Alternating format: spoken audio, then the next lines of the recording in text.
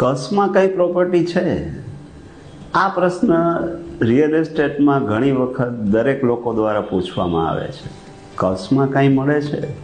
પણ મિત્રો, કચ્છમાં કાંઈ હોતું નથી. કચ્છમાં પ્રોપર્ટી ગોતતા બે જ પ્રકારની પ્રોફાઇલ હોય છે. એક એવા લોકો કે જે અતિ લોભી, જે પ્રોપર્ટી લેતી કે વેચતી વખતે કાં તો કોઈને છેતરે છે અથવા તો છેતરાઈને લે છે, અને એક એવી પ્રોફાઇલ કે જે સોશિયલી પોલિટિકલી હાઈલી ઇન્ફ્લુએન્સર હોય છે, જે આ પ્રકારની ડીલ્સ કરી કચ્છમાં પ્રોપર્ટી લઈ અને રેગ્યુલર નફા કરતાં એક થોડો નફાનો મોટો ચંક દે આર એક્સપેક્ટિંગ.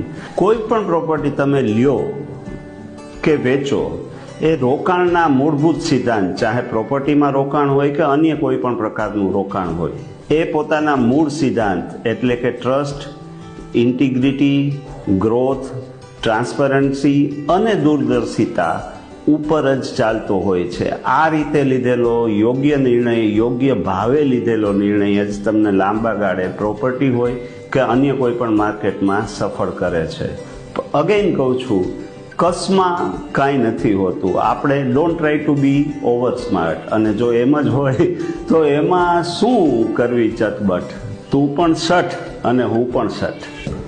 અપના ઘર રાજકોટ એક એવી રિયલ એસ્ટેટ કંપની જે રાજકોટિયન્સ માટે રાજકોટમાં પ્રોપર ઇન્ફ્રાસ્ટ્રક્ચર ધરાવતી અને ઓફલાઈન અને ઓનલાઈન નેટવર્કિંગનું એક પરફેક્ટ કોમ્બિનેશન દ્વારા તમને રાજકોટ રિયલ એસ્ટેટને લગતા તમામ પ્રશ્નોનું એક one stop single window solution આપે છે.